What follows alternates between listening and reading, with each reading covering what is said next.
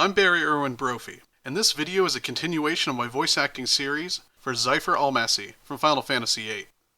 Please remember to like, comment, subscribe, and share this video if you'd like to see voice acting added to a Final Fantasy VIII Remake, Remaster, or a Dissidia NT character edition. In today's video, this commentary focuses on the garden battle standoff between Galbadia, under the leadership of Seifer Almasy, and Balamb, under the leadership of Squall Leonhart, completing Disc 2. Much has happened since we left Seifer in D District Prison, with Squall and his team for interrogation.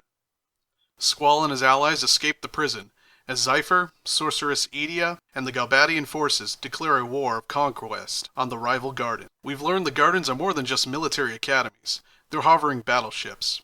Trebia Garden has been bombed to ruins by Galbadia.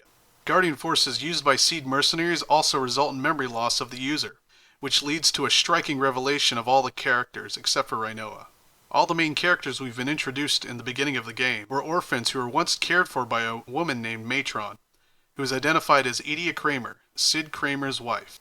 Sid, if you remember, was the former headmaster of the Balamb Garden, but also Edea Kramer is the same person as the sorceress.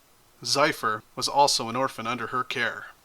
So much has happened, so much revelation of contributing factors of the Garden program, Seed mercenaries, and the abandonment issues that all of these characters must process through in the events of Disc 2.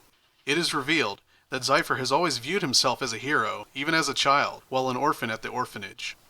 The final conflict occurs, with Seifer's Galbadian forces invading Balamb as the hovering gardens pass each other.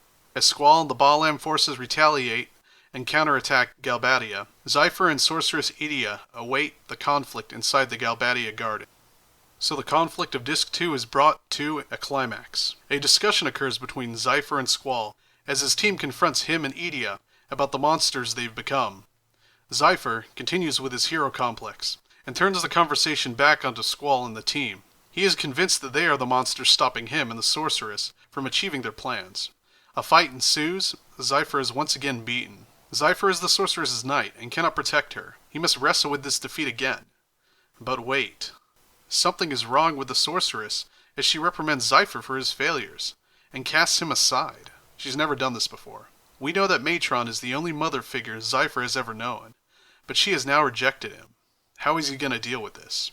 Furthermore, she is dealing with an internal conflict of her own that is hinted at through the various dialogue before the end of Disc 2. What could it be?